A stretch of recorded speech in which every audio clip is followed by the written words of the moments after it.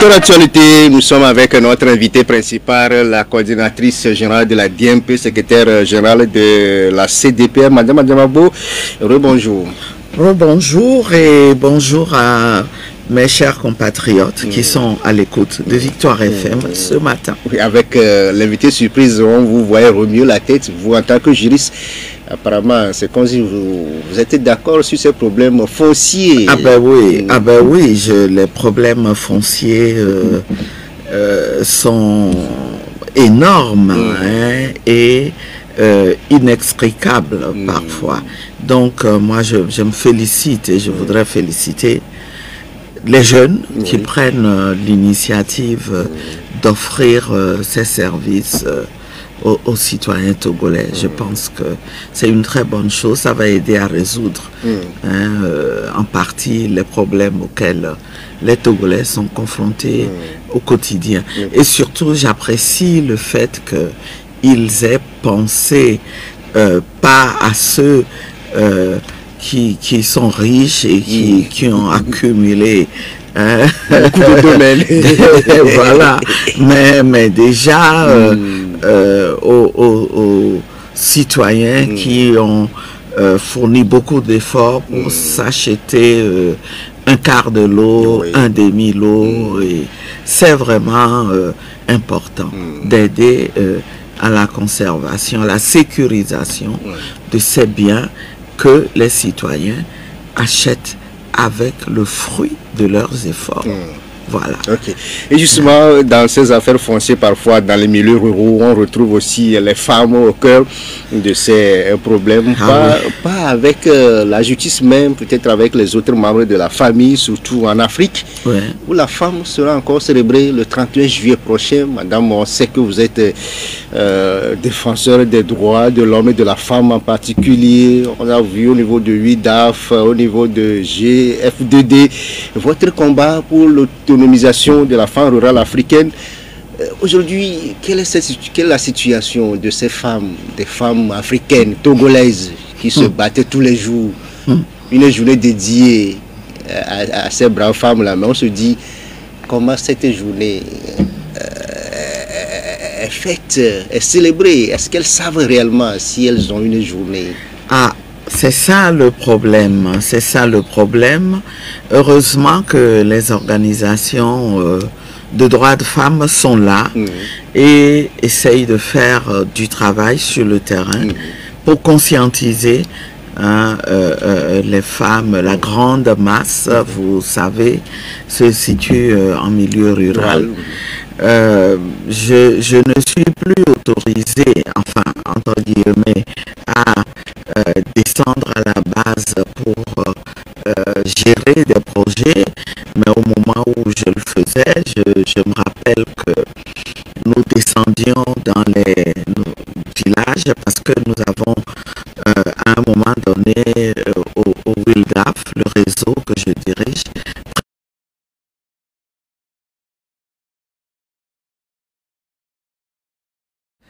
et que nos sociétés soient transformées. Eh bien, il faut aller vers cette masse-là. Donc, il m'arrivait le 31 juillet d'aller célébrer cette journée-là dans les villages, échanger avec les femmes et saisir cette opportunité pour les conscientiser encore une fois et les amener à comprendre qu'elles sont des êtres humains, elles aussi au même titre que les hommes, et qu'elles ont des droits. Vous savez, il y a beaucoup de femmes pour qui ce n'est pas évident, encore aujourd'hui, où elles trouvent que la situation de brimade dans laquelle elles se trouvent est une situation normale. Et je pense que c'est des... Ça veut dire qu'elles ne connaissent pas leurs droits. Oui, il faut connaître avant de revendiquer. Il faut connaître. Donc, vous me demandez quelle est la situation. Moi, je répondrai rapidement parce que c'est un sujet qui mériterait toute une journée absolument pour en débattre. Mais je dirais qu'on a beaucoup avancé sur le plan de l'amélioration du cadre juridique. Nos textes reconnaissent l'égalité entre les hommes et les femmes sur tous les plans, y compris ces tests-là, mais est-ce que la pratique absolument, sur le terrain... Absolument. Le problème se trouve au niveau de l'application de ces textes-là et il y a du travail à faire par les différents acteurs. Nous nous y attelons. Vous me demandez comment nous on va célébrer cette journée. Eh bien, ce 31 juillet-là, moi, je participerai à une manifestation régionale avec un partenaire, Oxfam, donc un partenaire de Women in Law and Development in Africa, sur la problématique de la participation des femmes à la prise de décision publique et politique, qui est un droit reconnu aux femmes africaines en général par la Charte africaine des droits de l'homme, le protocole à la Charte africaine des droits de l'homme et des peuples relatif aux droits des femmes en Afrique, communément appelé protocole de Maputo. Un protocole qui est très en avance sur les instruments de promotion des droits des femmes, y compris au niveau mondial, dans la mesure où l'article 9 de cet instrument-là prône la participation paritaire des hommes et des femmes à la prise de décision. Le principe est là, mais il nous revient tous, il revient aux États qui s'y sont engagés, mais aussi aux acteurs de la société civile surtout, qui y ont plus intérêt à œuvrer pour que ce principe-là devienne une réalité. Donc, il y a une manifestation régionale ce 31 juillet. La femme congolaise dans tout ça, Madame Ademagbo, est-ce que vous la voyez dans tous ces textes-là? Je pense qu'on a beaucoup de chemin. Beaucoup de chemin à faire encore sur tous les plans. Vous avez évoqué tout à l'heure les problèmes fonciers. Ces problèmes se posent avec acuité et de manière spécifique pour les femmes.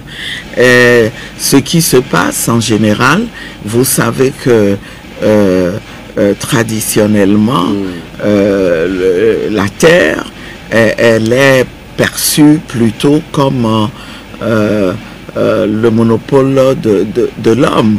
Les femmes sont exclues de l'accès à la terre, selon nos coutumes, parce que il y a une logique de préservation de cette terre-là dans les familles qui ne se justifie plus dans la mesure où les hommes qu'on considère comme les héritiers, aujourd'hui les vendent, ça fait longtemps que ces terres-là sont vendues un peu partout.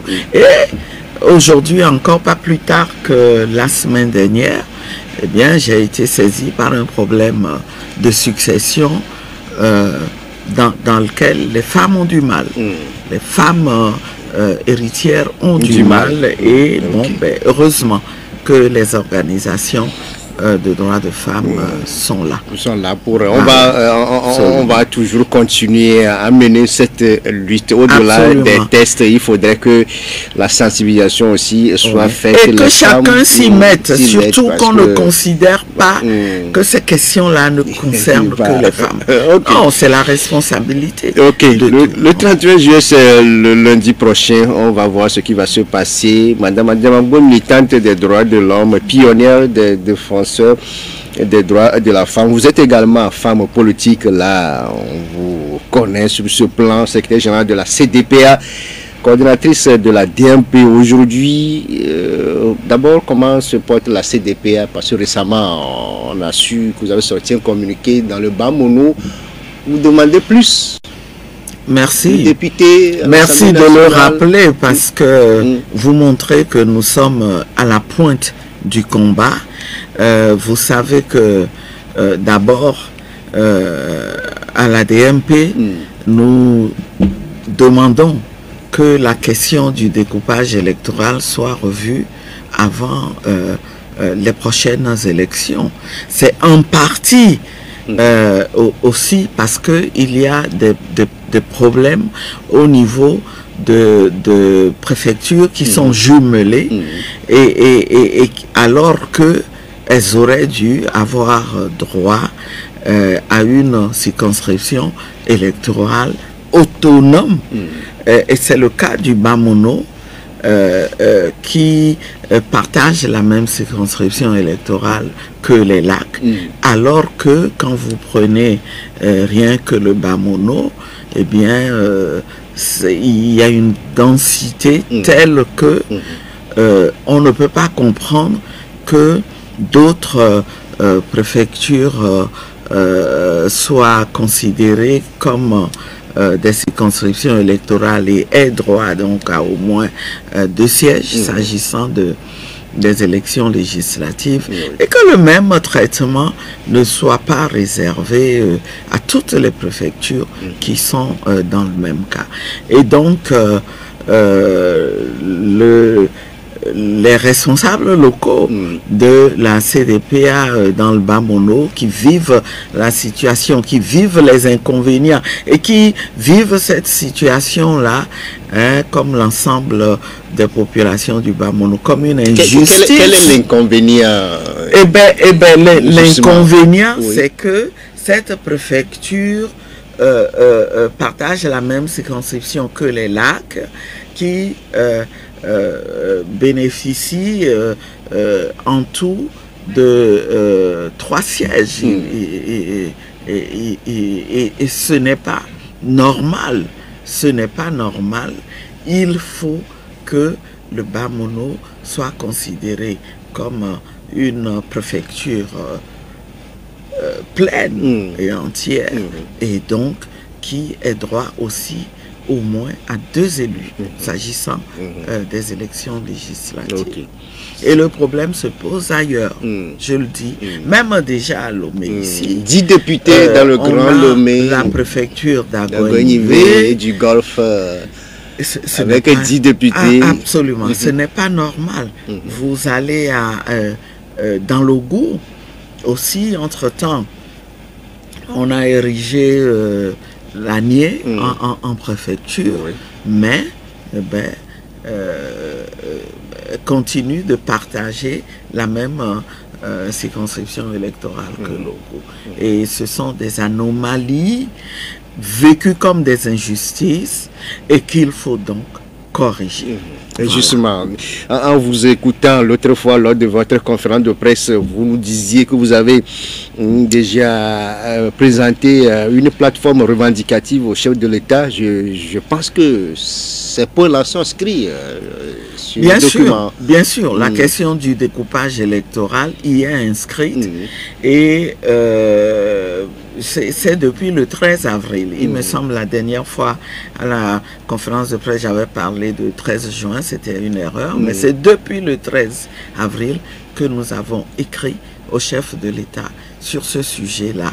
Et à ce jour, nous n'avons aucune réaction. Vous voyez, ça pose problème.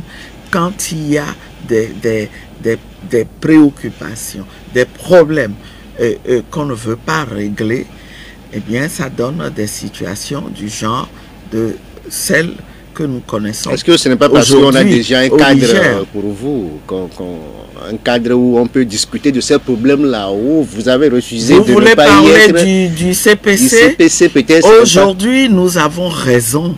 On nous donne 1000 fois raison d'avoir perçu très tôt que l'enclenchement de ce processus qui a conduit au CPC était encore une manœuvre pour en réalité éviter de discuter.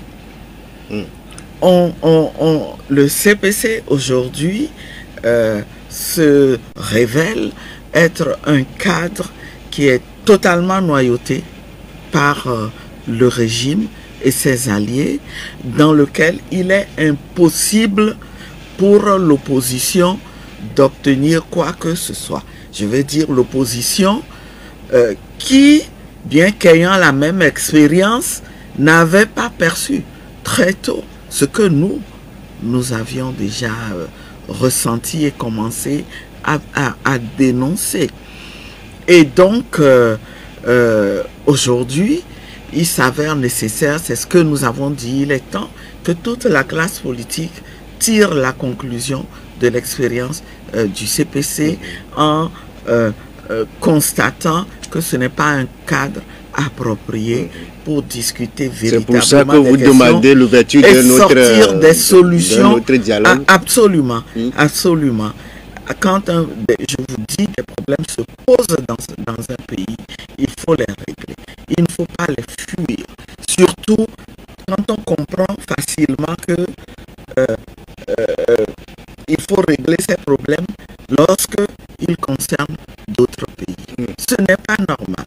Vous ne pouvez pas aider à régler des problèmes qui se posent ailleurs et refuser de balayer votre propre maison. Donc, merci de nous offrir l'occasion de réitérer cette demande forte. Aujourd'hui, qu'on ne perde plus du temps à ce pays, il faut... la manœuvre est arrivée, a atteint ses limites. Tous les Togolais ont compris que aller poser un problème au CPC, c'est aller parler pour rien. Parce que le régime a déjà tout mis en place pour vous mettre en minorité et vous imposer ce qu'il veut. Hein? Imaginez que tous les pays fassent la même chose. Mais écoutez, il n'y aura aucun conflit qui sera réglé sur cette terre. Okay. Et cette terre serait inhabitable parce que manquant de paix. Voilà. Ce sujet était l'un des sujets évoqués lors de votre conférence de presse de mercredi 26 juillet dernier. Vous avez aussi parlé de la situation sécuritaire dans le nord du pays et surtout du processus électoral. Mais la DMP, vous dites que vous avez foi qu'on peut reprendre l'opération dans la zone numéro 1. Madame Adjamabo. Oui, avant d'aborder cette question-là, je voudrais revenir sur la question sécuritaire. Dans le nord du pays. Dans le nord du pays, et qui nous préoccupe tous. Et saisir, encore une fois, l'opportunité de votre micro pour exprimer toute notre solidarité avec les familles des soldats qui meurent et qui sont morts à travers plusieurs attaques que nous avons connues, morts pour la patrie. Je salue leur mémoire, mais ce que nous constatons, c'est que on ne leur donne pas, on ne leur rend pas l'hommage qu'il faut, l'hommage qu'il faut rendre à des citoyens qui perdent leur vie pour la patrie. Et nous voulons faire cette observation et demander qu'à partir d'aujourd'hui, on revoie la manière dont ces questions vous demandez un hommage national. Mais c'est des gens qui méritent, un hommage national. Les familles méritent le soutien qu'il faut. Mais aujourd'hui, je ne suis pas capable de vous dire quels sont les soutiens qu'on apporte à ceux de nos concitoyens qui meurent sur le champ de bataille. Et ce n'est pas normal. Ensuite, ce n'est pas normal que nous n'en sachions pas plus que des étrangers. Même parfois, les étrangers en savent plus que nous sur la gestion hein, qui est faite comme de ces questions terroristes. Ça relève de la sécurité, ce n'est pas une stratégie aussi, parce que le fait de communiquer à chaque fois sur ces drames-là aussi... Non, mais attendez, qui est concerné au premier plan par ces attaques? C'est le peuple togolais. Nous sommes tous concernés. Et ceux qui sont à la tête de ce pays, ils sont en nos noms et pour nous. Donc, il ne faut pas nous infantiliser en faisant croire que on doit nous cacher des informations pour que le combat contre le terrorisme soit efficace. Non, ce n'est pas normal. Et la preuve, les autres pays le font. Nous, on voit sortir souvent des communiqués des autres gouvernements qui sont confrontés à ces mêmes problèmes.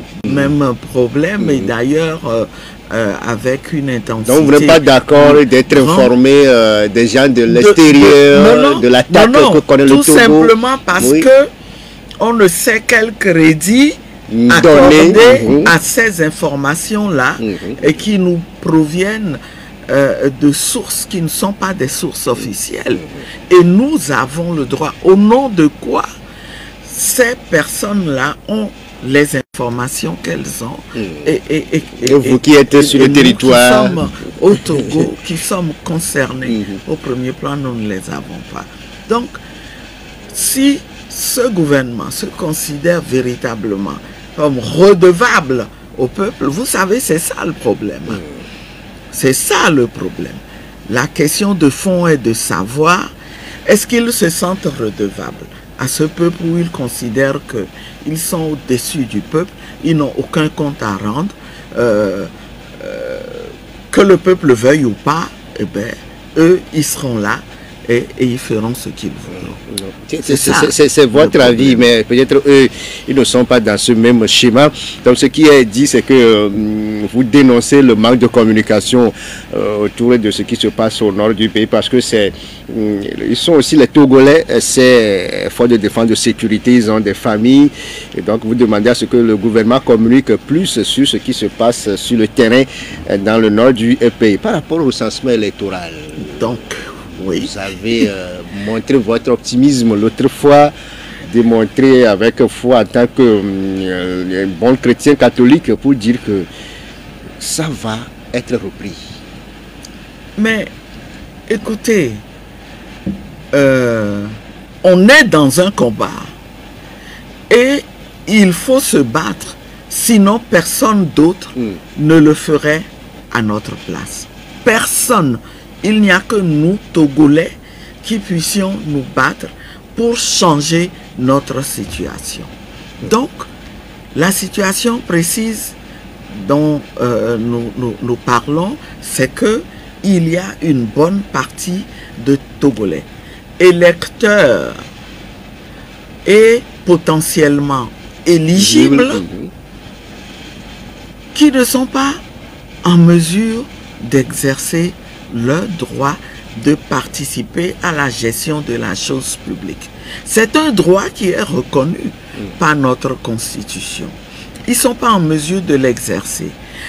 Alors même que tout est mis en place dans le code électoral, on a créé d'autres droits, c'est-à-dire le droit de s'inscrire sur une liste électorale et de détenir une carte électorale pour pouvoir s'exprimer, pour pouvoir participer à la gestion de la chose publique en tant qu'électeur et éligible. Tout le monde a ce droit. Alors, au nom de quoi? Vous imaginez la gravité de la situation, qui est une situation de violation des droits de l'homme par excellence dans un pays qui se dit démocratique. Alors vous nous dites, oh, on ne croit pas que la situation sera rétablie. Comme si vous nous invitiez à passer l'éponge. Mais écoutez, si on fait ça, notre pays ne changera jamais. Nous n'aurons jamais la véritable démocratie dont tous les Togolais rêvent en tant qu'être humain. Et c'est pour ça que nous avons utilisé ce moyen-là dont nous disposons. La loi nous permet un recours. Normalement, les tribunaux judiciaires sont responsables de la jouissance effective des droits humains par tous les Togolais. Donc, on a envisagé de se battre, et on peut se battre à ce niveau-là, comme au niveau des juridictions régionales que nous avons à l'extérieur du Togo. Et on était parti pour mener cette action déjà au niveau du Togo. Mais chemin faisant, on n'a pas trouvé gain de cause. Vu le comportement d'un certain nombre d'acteurs qui sont censés contribuer à ce que justice soit rendue, la réponse, nous l'avons déduite par avance. Et nous avons dit, ne perdons pas notre temps, parce qu'on est dans une situation d'urgence par excellence, puisque des élections sont en vue cette année. Eh bien, saisissons la Cour de justice de la CEDEAO. Quand je dis saisissons, aidons les citoyens qui en ont le courage à saisir la Cour de justice. Et justement, vous avez aidé une compatriote togolaise qui a saisi cette Cour sous-régionale avec l'aide des avocats, 3 avocats togolais, et le dossier, vous pensez que ça devait aller très vite pour ouvrir le dossier de recensement électoral, surtout dans la zone numéro 1. Madame, monsieur, on marque la pause, on revient avec notre invité du jour, Madame Adjamagbo Johnson, secrétaire générale de la CDPA, coordinatrice générale de la DMP, pour la suite du débat. Qu'est-ce qu'ils attendent au niveau de la DMP, de cette action judiciaire au niveau de la CEDEAO, et pourquoi pas évoquer enfin le cas du Niger avant vos réactions téléphoniques? Sous le haut patronage de son Excellence M. Faure Sozimna Nassimé, président de la République togolaise, African Union ETI Consulting présente la première édition de Africa Youth Impact Forum, AIF. Rejoignez le 29 juillet 2023 l'événement qui réécrit l'histoire du continent africain et celle de sa jeunesse passionnée, audacieuse et innovante. Placé sous le thème « Créer et diriger des entreprises qui impactent l'économie locale », AIF, première édition, c'est une journée pour apprendre, s'inspirer, agir et passer de l'idée à l'action. En guest, Ihinoluwa Aboyeji du Nigeria, PDG et partenaire général du fonds d'investissement Fund for Africa's. Preuve, notre pays, le Togo, a cette été Cour a déjà dit le droit dans plusieurs dossiers, mais est-ce que l'exécution est contraignante? Ce sera une étape. Ce sera une étape à aller vers ces élections, dire non, moi, je considère que ma liste est définitive, je n'ouvre à aucun. De revenir sur ces listes. Ça là, c'est un raisonnement bizarre, un raisonnement qu'on ne peut pas comprendre. Comment ça s'est fait que, de quelles estimations parle-t-on? On parle de droit et vous parlez, si on fait un travail correct, qui pendant qui seront plus réalistes. Mais dans tous les cas, ils n'ont pas pu s'inscrire sur la liste. Oui.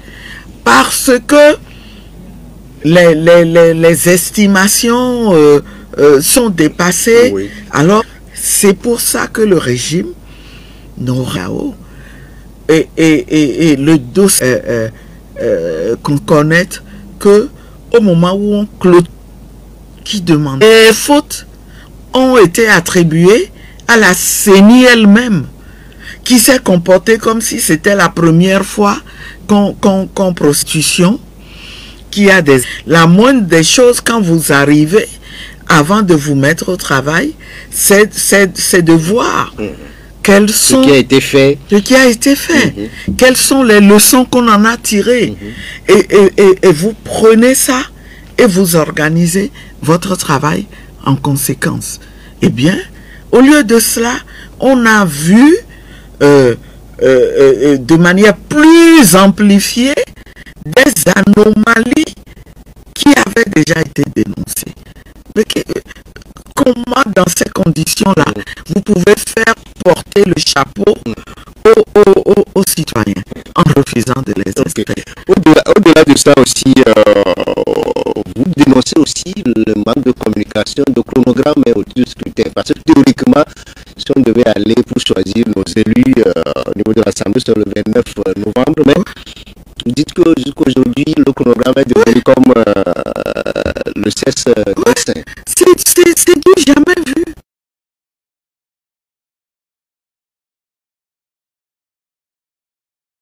Les étapes futures vont se dérouler quand précisément l'élection aura lieu.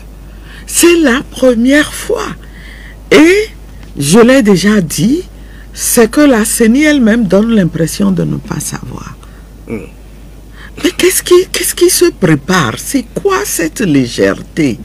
Où veut-on mener encore ce pays? On se le demande. On se le demande. On va s'occuper des problèmes d'ailleurs alors qu'on ne prend pas le temps dans son propre pays d'éviter ces problèmes-là. On ne peut pas comprendre ce genre de choses. On ne peut pas comprendre. Et donc, nous, dans tous les cas, notre devoir, c'est de continuer à nous battre. Et c'est ce que nous comptons faire. C'est ce que nous comptons faire. Et on nous trouvera. Ok. Vous avez foi. 92 02 80 63 99 70 70 90 pour être en direct avec nous. Mais madame, je pense que depuis 48 heures, voire 72 heures, vous suivez ce qui se passe au Niger avec le président Bazoum qui a renversé. On va prendre l'intervenant. Auditeur, bonjour. Allô, bonjour. Bonjour, Valérie Senghor. Madame Adjarago, bonjour. Bonjour, chers compatriotes. Bon, vous ne voyez pas que vous avez écrasé le maïs et vous avez passé par la plage, le vent a soufflé et tout est parti. On dit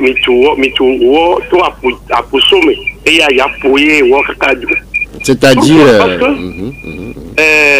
ce que je voudrais vous dire, mesdames Adjarago, tout à l'heure vous venez de dire qu'il n'y a pas de que l'Assemblée togolaise a. Je ne sais pas si vous avez déjà vu ça, ils vous ont dit ça, je ne sais pas. Bon, pour terminer, depuis l'opposition au Togo, bon, est-ce que vous, parce que vous dites que le régime ne gère pas bien, bon, est-ce qu'à votre sein, vous êtes rencontrés plutôt et dire que bon, nous allons les monter, comment gérer, nous allons quand même notre programme. La question, je peux peut-être... Ok, on va revenir. Oh, oui. Bonjour, monsieur Gado. Oui, bonjour madame. Bonjour monsieur Gado, comment vous allez? Franchement, c'est un problème. Vous voyez ce qui s'est passé? Quand vous êtes parti, d'autres ont dit que non, ça va, il faut continuer. Vous voyez maintenant, il n'y a pas de l'union. Il faut être unis pour avoir quelque chose. Pour les élections, c'est autre chose. Mais être unis pour avoir quelque chose, c'est ça qui vous manque. Oui, madame, franchement, en tout cas, je ne sais pas quoi dire, il faut changer de stratégie. Bon, maintenant, madame, entre nous, vous et Gado, combien de présidents restent-ils à partir? Merci, bonne journée dans la sous-région. Merci beaucoup à vous. Ok. Bonjour madame. Bonjour monsieur Kofi. Il y a quelqu'un là qui a l'habitude de répéter chaque jour que les partis politiques doivent sortir le nom de leurs militants qui n'ont pas été enregistrés. Alors, oui, je vous écoute, Kofi. Durant le recensement électoral, comme simple citoyen, je trouve ça un peu stupide de sa part de parler de cette façon, mais c'est quelqu'un, à CDPA, à tel militant qui n'ont pas été enregistrés en tant que leader de parti politique. Est-ce que le nombre de fils durant le recensement, il vous reproche tout le temps qu'il n'y a pas un nombre que vous, les partis politiques, vous avez sorti. Madame, on était sur juste la situation au Niger. Monsieur Gallo demandait quel est le prochain président qui va partir? Parce qu'après la Guinée, le Mali, le Burkina Faso, pourquoi pas le Tchad? Oui, je pense que aussi, en posant cette question, M. Gado attire notre attention sur le fait qu'il y a beaucoup de pays qui sont malades. C'est-à-dire des pays qui ont des problèmes qui conduisent à ce genre de situation où les armées en arrivent à prendre leurs responsabilités. C'est ce qu'il veut dire. Et c'est dommage. Et je lui répondrai qu'il y en a plusieurs. Parce qu'en réalité, quand vous regardez dans notre sous-région là, alors que nous faisions figure de vilains canards, démocratique, qui ne veut pas laisser l'alternance se faire, qui ne veut pas accepter le principe de limitation de mandat, eh bien, on a fini par contaminer, on dirait qu'on a fini par contaminer la sous-région, de sorte que aujourd'hui des problèmes se posent dans beaucoup de pays, y compris au Sénégal, comme on a vu. Mais le cas du Niger, le mandat est limité, ici il faut faire 2 ans. Je rappelle, le Niger, personne ne le dit. J'entends dans les commentaires, je n'entends pas rappeler ça. Il y a des problèmes au présidentiel de 2020, alors qu'il était considéré comme le principal challenger. Et c'est dans ces conditions que les élections ont eu lieu. Et est-ce qu'on se souvient que au lendemain de ces élections, avant même l'investiture, il y a eu une tentative de coup d'État? C'était déjà des indicateurs. Si les problèmes dans un trafic de bébés, on l'a emprisonné et tout. Il a même dû se présenter une première fois en étant en prison. Et pourtant, il avait été déclaré deuxième. Le procureur avait demandé qu'il soit interdit de ses droits civils pendant 5 ans. C'est les germes. Alors aujourd'hui, on se retrouve dans ce genre de situation. Je ne dis pas question de sécurité. Il faut s'interroger par les forces armées. Beaucoup ont été choqués d'entendre un chef d'État qui est censé répondre que l'armée. Bref, le problème, c'est que il faut un mécanisme d'alerte. Il faut observer. Et la Tinubu ne va pas compliquer le problème. Nous entendons parler d'intervention militaire et tout ça. Franchement, dans des pays, on a vu ce qui s'est passé. Madame, si on arrive à la fin de l'émission, qu'est-ce que la dit? Parce qu'elle est dans la voie. Mais je voudrais dire aussi à l'adresse de ceux qui sont à la tête de ce pays, prenez rapidement les mesures qu'il faut pour qu'on s'asseye et qu'on trouve des solutions politiques. Se trouve dans une situation semblable à celle du Niger aujourd'hui, ne serait-ce que parce que un conflit né de la déni. Vous voyez ce que ça peut créer. Après, nous aimons notre pays pour vivre en paix.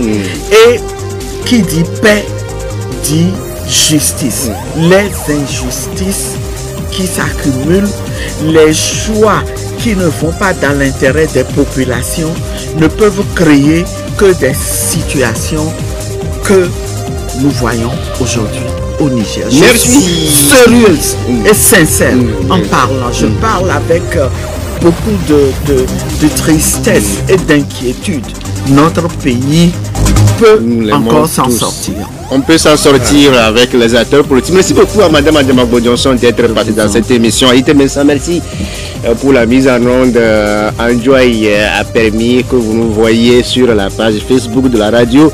Bonne journée à toutes et à tous. Dans 6 minutes exactement, vous allez retrouver Nessina Kogo, la rédaction pour le journal à Neve. On se retrouve à tout à l'heure.